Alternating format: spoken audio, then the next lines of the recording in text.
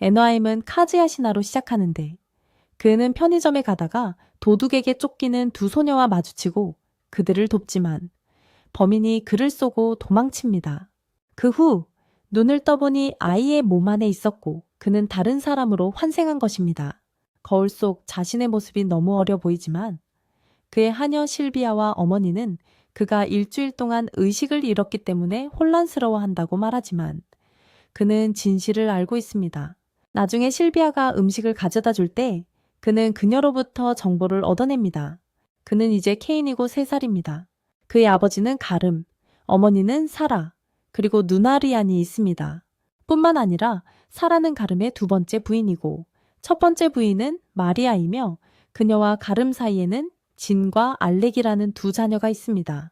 게다가 그의 아버지 가름은 고위 귀족입니다. 그는 군대와 함께 에스포트 왕국의 국경을 침략자로부터 지키고 모험가들과 함께 몬스터 숲을 경비합니다. 카즈리아는 기쁨에 졌습니다. 전생에는 홀로 살았고 마지막 혈육마저 최근에 잃었기 때문입니다. 그래서 그는 케인으로서 새로운 삶을 살며 마법을 배우기로 결심합니다. 부모님은 그가 나이에 비해 매우 똑똑하다는 것을 금방 알아차리고 가름은 그에게 영지를 물려줄 수 없고 5살이 되어 세례를 받을 때까지 기다려야 하므로 자신의 길을 따르라고 격려합니다. 케인은 기다릴 수 없어 혼자 몰래 마법 연습을 시작했고 손으로 불을 만들어내는데 성공합니다. 곧 레안에게 발각되고 그녀는 그에게 에스포트 왕국에 대해 가르치기 시작합니다. 그녀는 그에게 에스포트의 초대왕이자 모험가였던 유야에 대해 가르치고 왕국에는 엘프, 드워프, 수인족이 있다는 것도 가르칩니다. 2년 후 케인은 세례를 받을 준비가 되었고 마차를 타고 가는 동안 가족들은 그에게 마법과 보호는 그것을 가진 사람의 타고난 능력에 따라 1에서 5까지의 레벨로 측정된다고 설명합니다. 이것들은 이 왕국에서 행해지는 무림포드 신앙 덕분이며 7 기둥신을 숭배하는 데 전념하고 있습니다. 케인과 그의 가족이 교회에 들어가고 사제가 케인의 세례 의식을 시작하지만 신들 중 하나에게서 빛이 나기 시작하고 이제 케인은 자신이 시인한 카즈리아라는 것을 아는 7신 앞에 있습니다. 그러자 창조신이자 이 세계의 창조주인 제노가 레안에게 왜 그가 환생했는지 설명해 달라고 부탁합니다. 그녀는 윤회매와 환생의 주기를 관장하는 신입니다. 라임은 그의 죽음이 불필요했다고 말하지만 그가 선행을 했기 때문에 대지의 신이 그녀에게 그를 이 세상에 다시 환생시켜 2번째 기회를 주라고 부탁했습니다. 케인은 새로운 가족을 즐기게 되었고 마법을 제어할 수 있게 되어 기쁘다며 그녀에게 모든 것에 감사드립니다. 그러자 마법의 신 레노가 그가 마법을 수련해 온 것을 알고 있다며 그에게 자신의 보호를 내립니다. 제논도 동의하며 그에게 보호를 내립니다. 그 후 마법의 신 사르노스도 그에게 가호를 내리고 검술이나 무술을 연마하라고 조언하죠. 그러자 기술의 신 그림도 그에게 가호를 내리고 상업의 신 파넴도 마찬가지입니다. 그의 가호로 판단력과 아이템 박스를 사용할 수 있게 될 겁니다. 마지막으로 대지의 신 벨라도 그에게 특별한 가호를 내립니다. 케인이 눈을 뜨자 사제는 7신의 기둥이 그렇게 밝게 빛나는 것을 본 적이 없다고 말하고 그의 아버지는 그에게 스테이터스를 보여달라고 합니다. 하지만 케인은 먼저 혼자 봐야 한다는 것을 알고 숨으러 달려갑니다. 혼자서 케인은 스테이터스를 확인하고 7신이 모두 레벨 3의 가호를 내린 것을 보고 거의 넋을 잃습니다. 최대 레벨이 아보라는 것을 감안하면 터무니없는 것이기에 덜 부각되도록 숨기기로 합니다. 나중에 저녁 식사 자리에서 케인은 가족에게 낮춘 스테이터스를 보여주지만 궁궐의 강력한 마법사들이 가진 마력이 10천 정도인데 반해 자신이 가진 마력의 양이 거의 40천이라는 것을 숨기는 것을 잊어버립니다.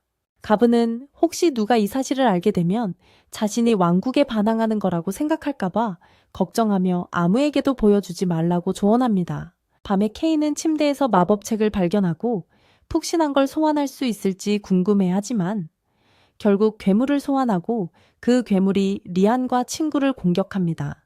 케인은 그걸 막으려 하고 소환을 취소하는 데 성공하지만 지난번처럼 똑같은 일이 일어날까봐 걱정합니다.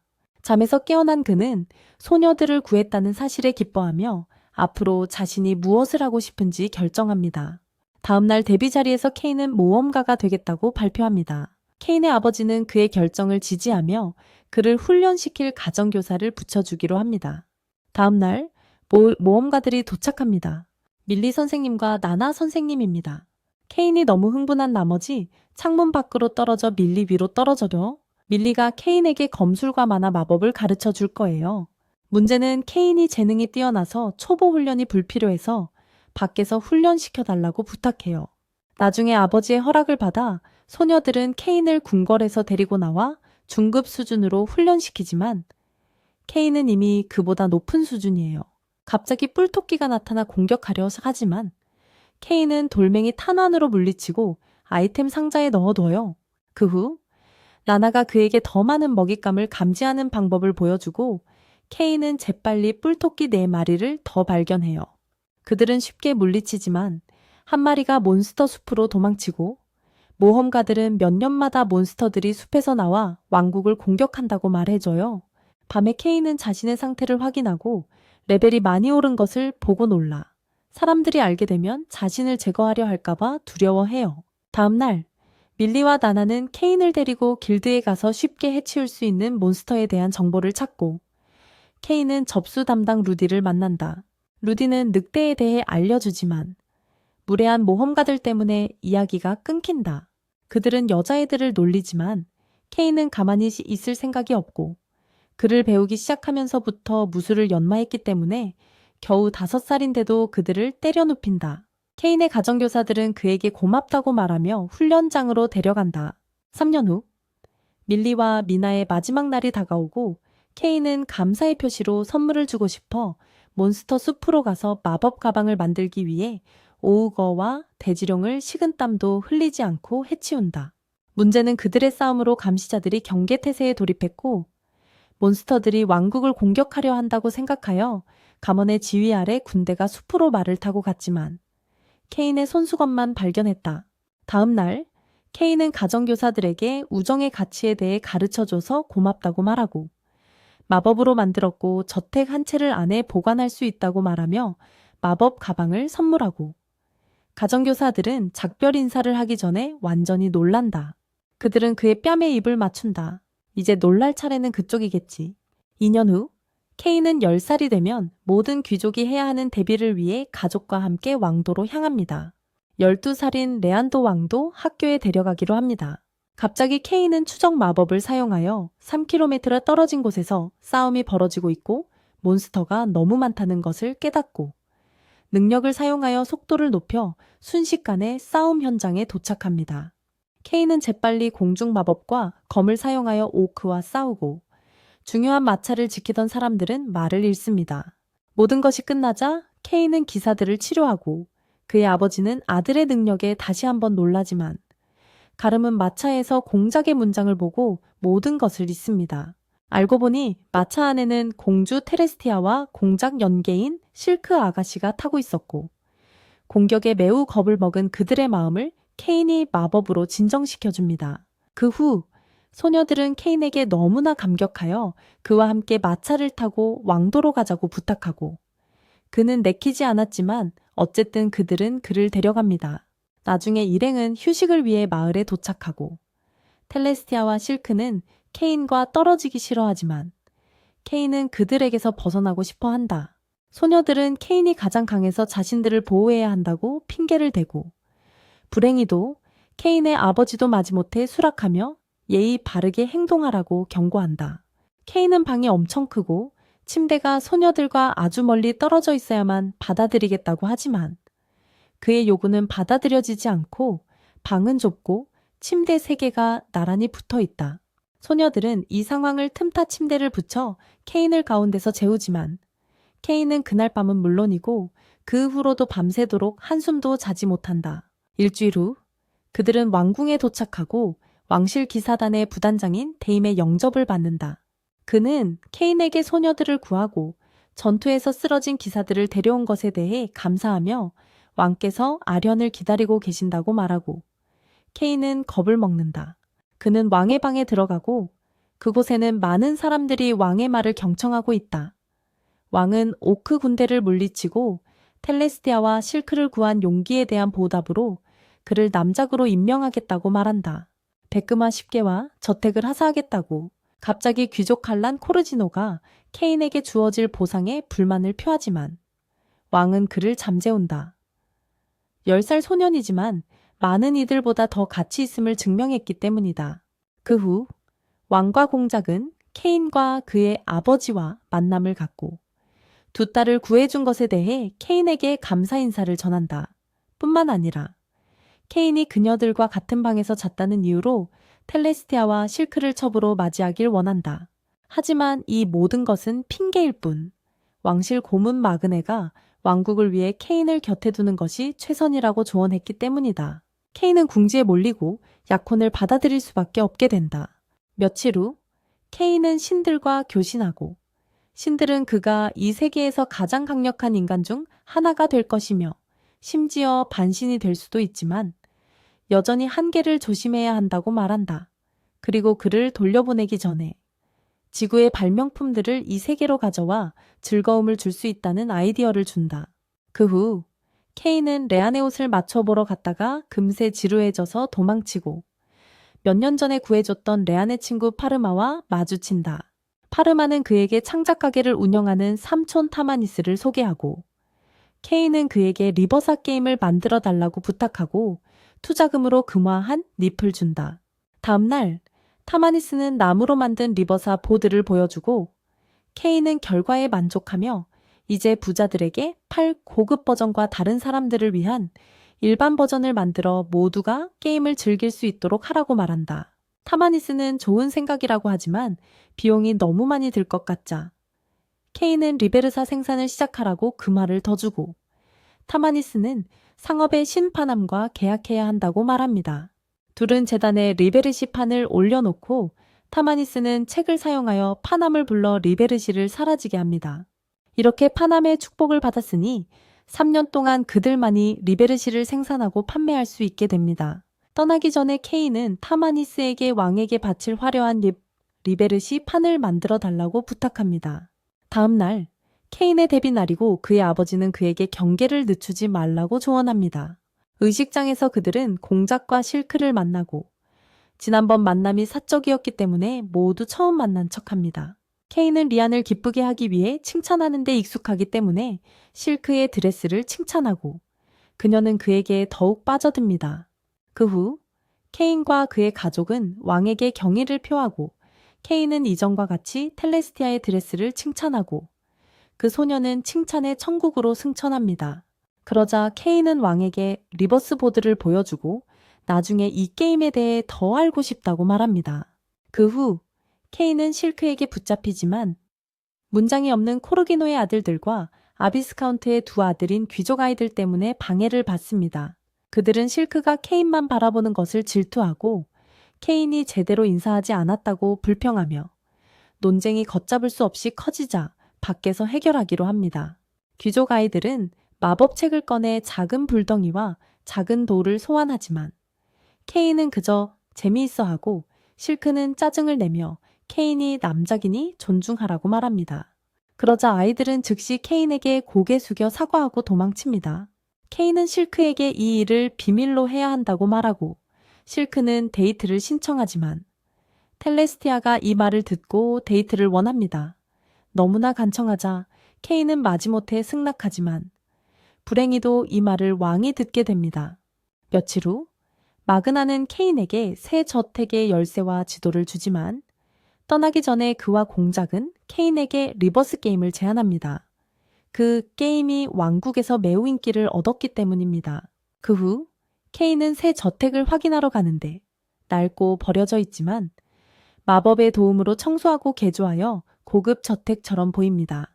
그때 실비아와 집사 컬렌이 케인이 새 집을 관리하는 것을 돕기 위해 도착하고 케인은 아버지의 저택으로 향합니다. 그의 형제인 진과 알렉이 방문할 예정이거든요.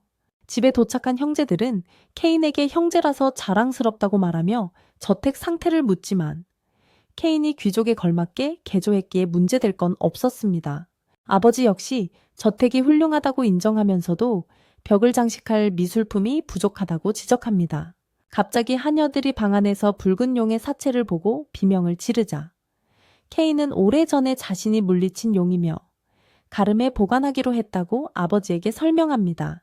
아버지는 놀라며 이 용은 백금하로도 값을 매길 수 없을 정도라고 말하지만 다른 비명소리에 말을 멈춥니다. 세라와 리안이 케인의 마법 병기를 발견한 것이었습니다. 물이 뿜어져 나오고 가름이 사용해 본 후 자신의 저택에도 설치해달라고 부탁합니다. 떠나기 전 아버지는 케인에게 데뷔 파티를 저택에서 열어야 한다고 말합니다.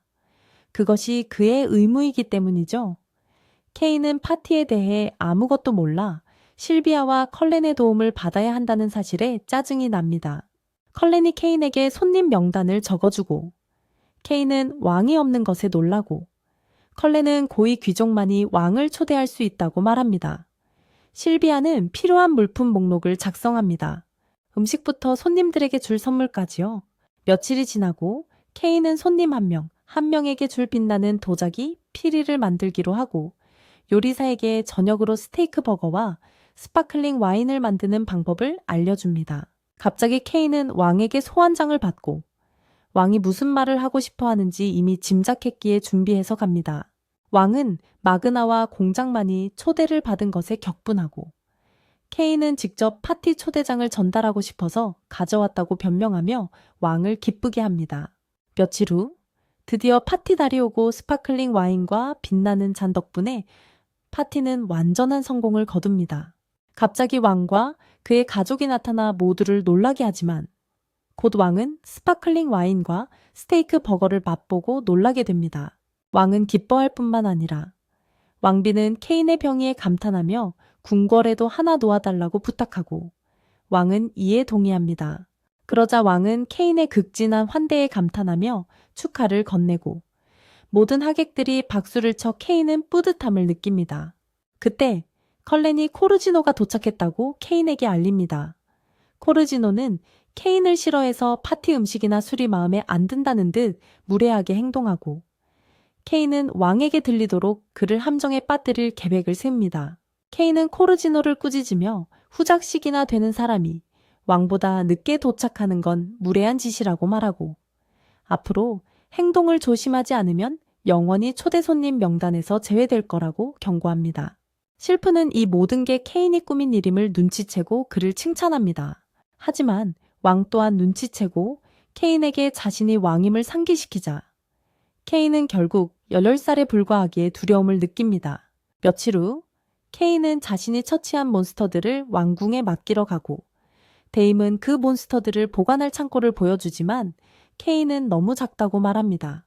그러자 데임은 케인에게 아이템 상자에서 모든 몬스터를 꺼내 마당에 놓으라고 하고 기사들이 다른 곳에 보관할 거라고 합니다. 하지만 데임은 케인이 A급 모험가조차 이길 수 없는 몬스터들을 처치했을 거라고는 예상하지 못했습니다. 그래서 데임은 케인을 기사단장에게 데려가기로 하고 케인에게 검으로 무엇을 할 수 있는지 보여달라고 합니다. 데임은 기사단을 모아 한 명에게 케인과 싸우라고 시키고 그 기사가 쉽게 지자소대 전체에게 케인을 공격하라고 합니다. 갑자기 한 여자가 결투를 막습니다. 그녀는 티우아나 대장입니다. 데임이 어린아이를 소대 전체로 공격하려 했다는 것을 믿을 수 없어 하지만 데임은 케인이 오크 3인명을 물리치고 공주를 구한 영웅이라고 설명합니다. 그러자 대장은 케인과 싸우기로 결심하고 케인은 나무 검밖에 없지만 대장을 꽤나 고전시키고 몇 분간의 힘든 싸움 끝에 결국 그녀를 이깁니다. 대장은 케인에게 감탄하며 그와 결혼하고 싶다고 말하지만 케인은 겨우 10살이라 불가능하다고 상기시켜줍니다. 하지만 티와나는 자신이 엘프이고 300년 넘게 살 것이기 때문에 나이는 문제가 되지 않는다고 말합니다. 그러고 나서 그녀는 왕에게 아련을 요청하고 케인의 의사와 상관없이 그를 데려가 약혼을 공식화합니다. 왕은 티우아나의 요청에 놀라며 케인에게 그녀는 단순한 엘프가 아니라 사실상 엘프족의 공주라고 설명합니다. 과거 유야왕이 통치하기 전에는 엘프들이 차별과 모욕을 받았는데 유야왕이 그들의 영토를 보호하고 종족 간의 우정을 키웠습니다. 국왕은 티우아나의 마음을 이해하지만 케인은 이미 텔레스티아와 실크와 약혼했다고 고백합니다. 하지만 티와나는 더욱 그를 사랑하게 되고 국왕은 먼저 아버지와 상의해야 한다고 말합니다. 티와나는 그 편지를 쓰기 위해 케인과 함께 떠납니다. 단 둘이 남게 되자 데임은 케인이 티와나를 이겼다고 말하며 케인이 왕국에서 가장 강한 인간인 것 같으니 신의 편일지도 모른다고 의심합니다. 마그네는 케인에게 무언가를 보여주고 그의 반응을 봐야 한다고 말합니다. 며칠 후 케인은 티와나와의 훈련에 지쳐갑니다. 그러던 중 데임은 그를 국왕과의 아련에 데려가고 국왕은 그에게 유야왕이 쓴 책을 보여줍니다. 케인은 마법책을 열심히 읽기 시작하고 매우 발전된 마법이 담겨 있다는 것을 깨닫습니다. 국왕은 그 책이 알 수 없는 언어로 쓰여 있다고 말하고 케인은 나중에 자신이 일본어를 읽고 있다는 것을 깨닫고 유야왕 또한 이 세계에 환생했다는 것을 추론합니다. 국왕은 진지해져서 그에게 정체가 무엇인지 묻고 케인은 어쩔 수 없이 전생의 기억을 가지고 있으며 일본이라는 나라에서 왔고 7신의 축복을 받았다고 고백합니다. 그들은 말을 잇지 못하고 케인은 자신의 진정한 상태를 보여줍니다. 그의 마법 레벨을 읽고 그가 신들에게 선택받아 환생한 자라는 것을 알게 되자 그들은 얼어붙습니다. 국왕은 그가 신의 선택을 받은 자로서 통치해야 한다고 말하지만 케인은 자신을 특별하게 대우하지 않기를 간절히 바랍니다. 전생에는 아무것도 없었지만 지금은 자신을 사랑하는 가족과 번영하는 미래, 심지어 남작차기까지 가지고 있습니다. 이에 감동한 국왕은 그를 계속 케인으로 대우하도록 허락하지만 티와나가 아버지의 편지를 들고 달려오면서 모든 것이 중단됩니다. 그녀의 아버지는 케인과의 결혼을 허락했고 국왕 또한 허락할 것입니다. 그 후 그들은 떠나고 공작은 왕에게 카인은 영원히 카인일 것이며 왕위에 오를 마음이 없다고 말합니다. 2년 후 카인은 다시 책을 쓰려고 하지만 텔레스티아, 실크, 티와나 때문에 방해를 받습니다. 세 사람은 그와 시간을 보내고 싶어 하지만 그에게는 더 중요한 일이 있습니다. 드디어 12살이 되어 모험가 길드에 등록할 수 있게 된 겁니다. 다음 날 카인은 길드에 가고 접수원 리차는 그에게 등록을 위해 책을 어디에 두어야 하는지 알려주고 모든 초보자처럼 기랭크 카드를 줍니다. 그때 몇몇 모험가들이 리책에 데이트 신청을 하기 시작하지만 다행히 클로드라는 남자가 그들을 쫓아냅니다. 그는 카인에게 과일 주스를 사주고 아내와 파티가 있다고 말하며 자신의 카드는 A랭크라서 금색이라고 말합니다. 카인에게는 놀라운 일이지만 클로드는 옛 왕 우비는 SSS 랭크였고 그의 카드는 검은색이었다고 말합니다. 그러다 클로드의 아내가 그의 귀를 잡고 데려가면서 이야기가 끊깁니다. 그 후 카인은 숲에서 문제를 일으키는 고블린을 잡는 기리 랭크 첫 임무를 선택하지만 길드를 나설 때 티와나와 마주칩니다. 티와나는 카인의 첫 모험가 임무를 놓칠 생각이 없었고 그래서 그녀는 억지로 그와 동행하게 됩니다. 숲에서 티와나가 고블린들을 해치우지만 수가 더 많았고 케인은 마법으로 그녀를 강화시켜주고 그녀는 그의 사랑하는 약혼녀와 함께 싸우는 기분을 느낀다.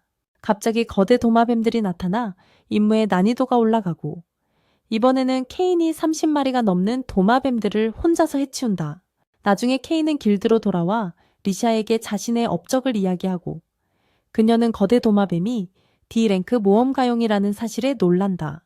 그래서 그녀는 길드 마스터의 조수인 세드릭에게 케인에 대해 이야기하러 가고 그는 그녀에게 케인을 데려와 자신과 이야기하게 해달라고 부탁한다. 불행히도 케인에게 세드릭은 그의 이야기를 믿지 않고 그가 속임수를 써서 돈만 벌려고 한다고 생각하며 진실을 말하지 않으면 모험가 카드를 취소하겠다고 한다.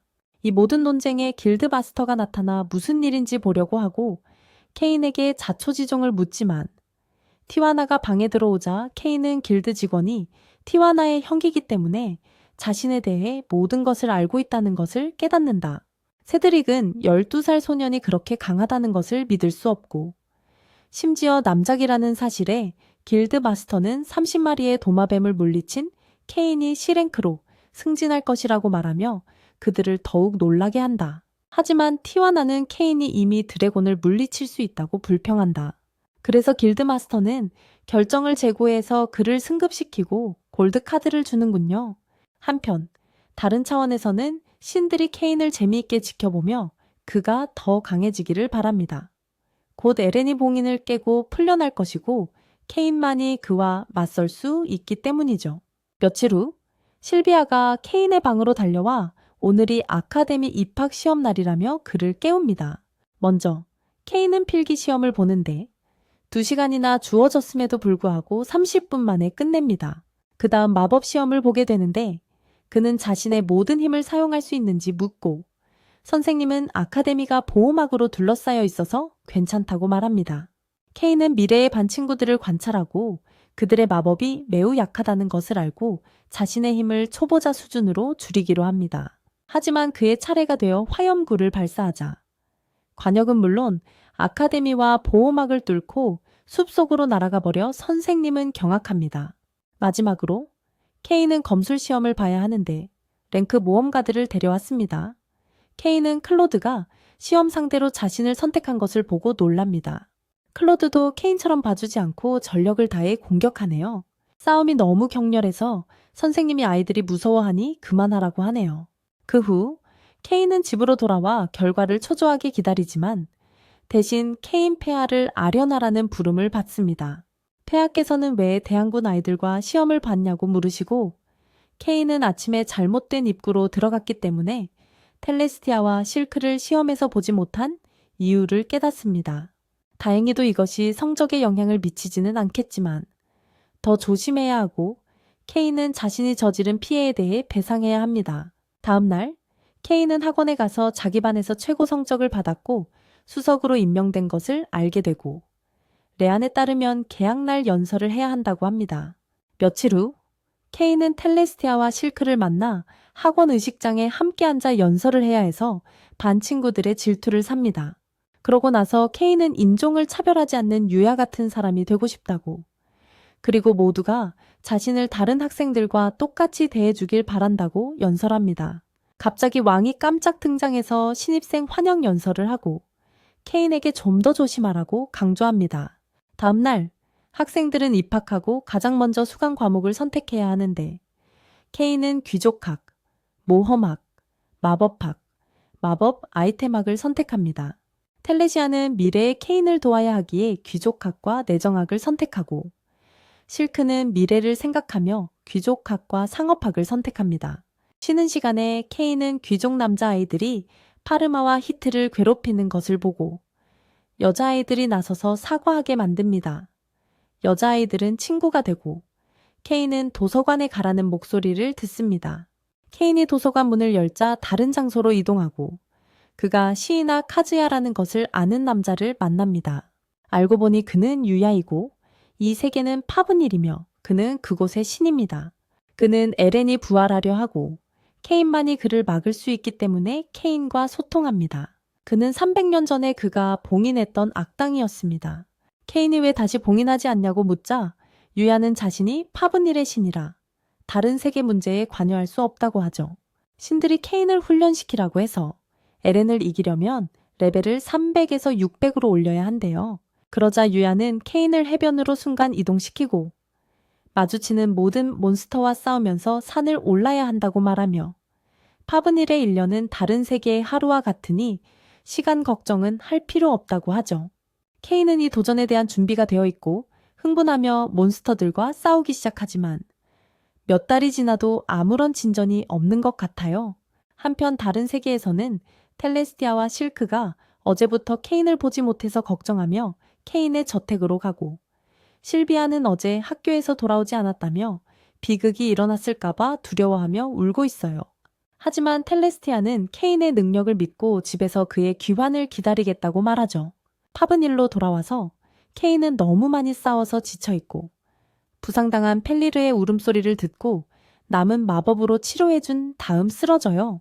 그가 의식을 잃은 동안 펠리르는 몬스터로부터 그를 보호하고 둘은 친구가 되고 하얀 펠리르는 하쿠라고 이름 붙여져요. 케인과 하쿠는 4년 동안 온갖 몬스터와 맞서 싸우고 마침내 어느 날 케인은 산 정상에 있는 위에의 집에 도착합니다. 위에는 훈련의 첫 단계를 완료한 것을 축하하며 하쿠와 계약을 맺어 자신의 세계에서 원할 때마다 소환할 수 있게 해야 한다고 말합니다. 계약이 이루어지자 하쿠는 사라지고 위에는 케인을 위한 새로운 스승을 부릅니다. 그의 이름은 데라메입니다. 하지만 시작하기 전에 위에는 케인에게 에렌과 그의 전생에 대해 조금 이야기해 주겠다고 합니다. 그 후 케인과 데라메는 전투 훈련을 시작합니다. 데라메는 봐주는 것 없이 케인을 여러 번 쓰러뜨리는 강한 남자입니다. 다행히 훈련 기간 동안 케인은 데라메의 집에서 지내게 되고 데라메의 아내는 맛있는 음식을 요리해 줍니다. 4년 동안 집밥을 먹지 못했던 케인은 행복에 겨워 눈물을 흘립니다. 게다가 케인에게 금세정을 붙이는 작은 용까지 나타나죠. 한편 케인의 저택에서는 실비아가 텔레스티아와 실크에게 케인을 행복하게 해주려면 케인이 제일 좋아하는 쿠키 만드는 법을 알아야 한다며 가르칩니다. 파브닐로 돌아온 케인은 데라메와 함께 포기하고 싶을 때마다 1년씩 훈련을 계속합니다. 그는 유이가 했던 말을 떠올립니다. 알고 보니 에렌은 8번째 신, 유이의 신이었는데 재미로 세상을 게임에 빠지게 하는 힘을 쓰다가 유이가 그의 절친 2명과 함께 봉인했고 그 둘은 케인의 부모님이었습니다. 그 셋은 에렌을 물리치기 위해 이 세계로 전송되었지만 마지막 전투에서 목숨을 잃었고 마지막 생각은 케인에 대한 것이었습니다. 부모님을 생각하며 케인은 힘을 얻고 마침내 데라메를 물리친 후 유에의 집으로 달려가고 유에는 케인의 부모님인 친구들의 묘비 옆들에 있습니다. 그는 돌아갈 준비가 되었다고 말하고 유에는 그가 더 나이 들어 보이는 것에 대한 질문이 많을 것을 우려해 원래 크기로 되돌려 놓습니다. 떠나기 전에 데라메는 그에게 작은 용을 주고 유에는 검과 현재 왕에게 전할 편지를 줍니다. 케인이 저택으로 돌아오니 셀레스티아와 실크가 쿠키 쟁반을 들고 그를 기다리고 있었고 그는 매우 기뻐합니다. 다음 날 케인은 왕에게 가서 편지와 유에의 검을 전해주고 왕은 케인이 그동안 유에와 함께 수련했다는 사실에 매우 놀라지만 그렇다고 해서 그의 계급을 박탈하는 것을 막지는 못합니다. 공작은 그에게 가능한 한 빨리 길드에 가서 퀘스트를 받아야 한다고 말합니다. 그렇지 않으면 그의 골드카드가 취소될 거라고요. 길드에서 케인은 모험가들을 도와야 하는 임무를 받습니다. 그들은 수인족의 경호원이었지만 길가의 약탈자들이 그들보다 수가 많았고 도움을 요청했습니다. 케인은 임무를 수락하고 마법을 사용하여 순식간에 그 장소에 도착하고 그의 이전 스승인 나이나와 밀리를 만나 놀랍니다. 예상대로 케인은 재빨리 노상 강도들을 제압하고 묶어서 가둬둡니다. 나이나와 밀리는 그들의 이전 제자가 이미 A랭크 모험가라는 것을 믿을 수 없지만 그가 저 살 때 얼마나 강력했는지 알았기 때문에 항상 그가 훌륭한 모험가가 될 것이라는 것을 알고 있었습니다. 그 후 그들은 길드에 가서 악당들을 넘기고 밀리와 나인에게 데이트 신청을 하려는 무례한 모험가들을 만나지만 케인과 클로드가 쫓아냅니다. 알고 보니 클로드는 밀리의 오빠였고 그들은 임무 완수를 축하하기 위해 술을 마시지만 클로드는 곧 케인이 모험가 생활 5일 만에 A랭크 모험가가 되었다는 것을 알게 됩니다. 뿐만 아니라 밀리와 나이나는 클로드와 그의 아내에게 몇 년 전에 리나의 관심을 끈 마법 가방을 만든 사람이 케인이라고 말하고 리나는 어떻게든 케인을 설득하여 자신을 위해 하나 만들어 달라고 합니다. 그 후 케인은 내일 학교에 가야 해서 계속 수업을 빠질 수 없어서 집으로 돌아가고 클로드와 여자들은 내일 아카데미에서 모험가를 초청하여 수업을 가르쳐 달라고 요청했기 때문에 케인을 방문하기로 합니다.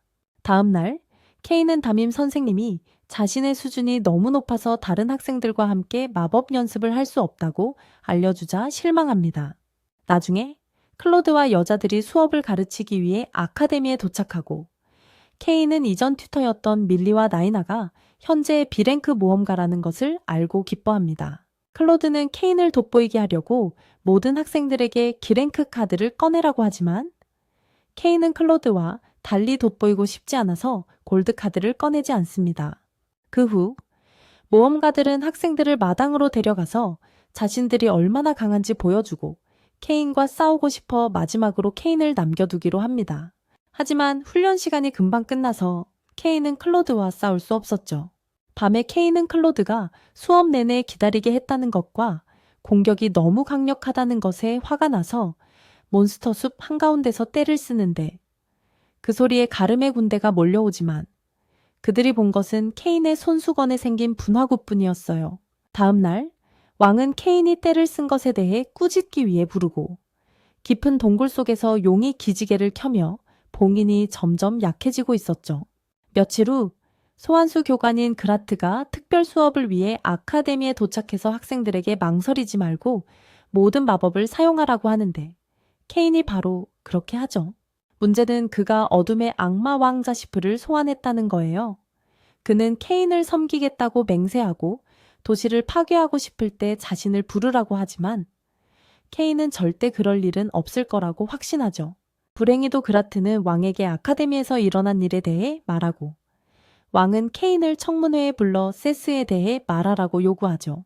당황한 케인은 자신이 어둠의 왕자와 계약을 맺었다고 말하고 그라트는 이것은 케인이 엄청난 양의 마법을 가지고 있어야만 가능한 일이라고 지적하고 모두 케인에게 현재 상태를 보여달라고 하죠. 그리고 그가 그렇게 하자 모두 그의 반신반인 상태를 보고 충격을 받고 그의 힘은 너무나 엄청나서 측정할 수조차 없었죠. 그러자 왕은 자네가 더 이상 남작으로 있을 수 없으며 자작으로 승진해야 하고 마을을 맡아야 한다고 말하네. 나라를 맡기 전에 먼저 마을부터 다스려야 하니까. 나중에 그의 저택에서 케인은 가름 영지 근처 몬스터 숲의 국경에서 문제가 발생했다는 소식을 듣고 즉시 그의 형에게 가서 상황을 듣습니다. 형은 모험가들을 쉴 새 없이 공격하는 몬스터가 창궐했다고 말하고 케인은 길드에 가서 몬스터에 대한 정보를 알아본 후에 행동하겠다고 제안합니다.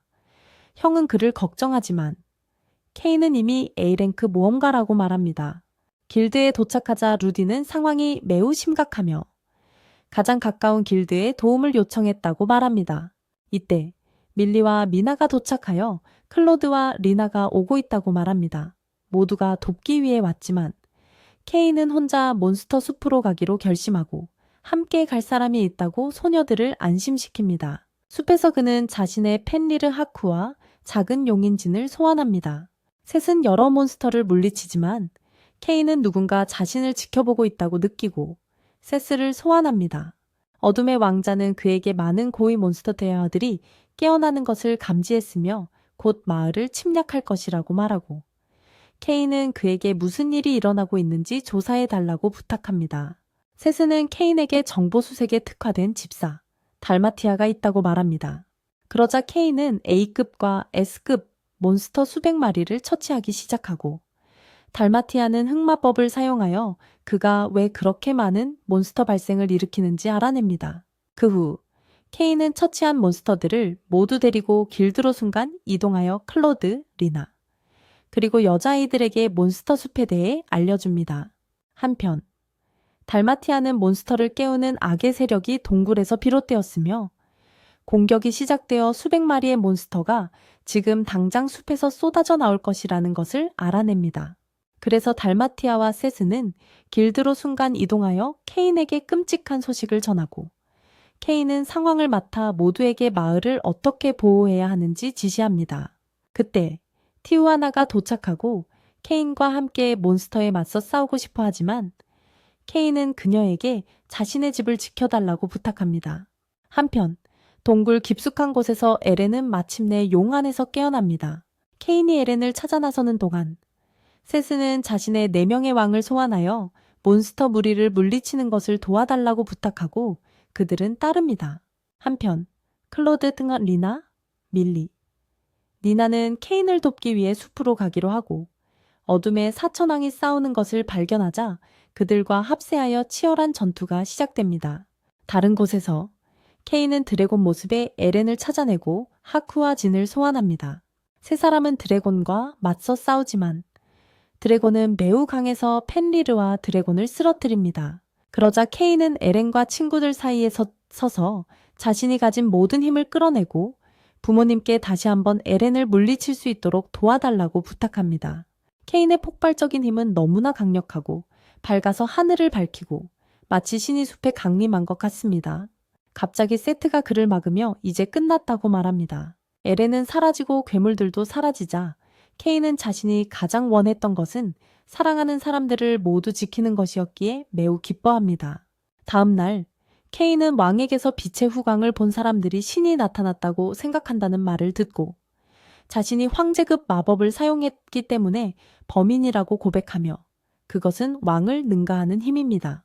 그는 은퇴할 준비가 됐지만 마그나가 아직 때가 아니라고 상기시키죠.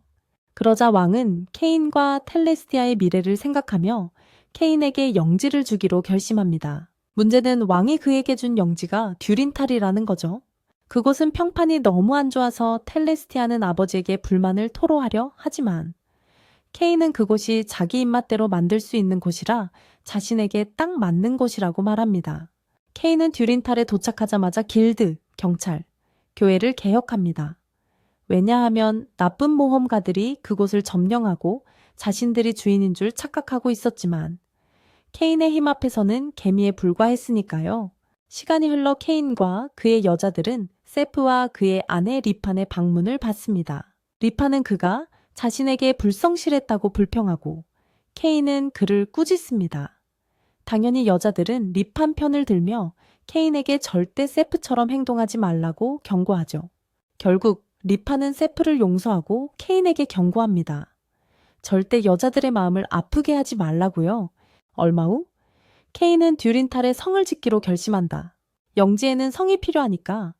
문제는 그가 너무 강해서 짓는 성이 왕의 성보다 더 크고 웅장하다는 것. 그래서 늘 그렇듯 모두에게 혼이 난다.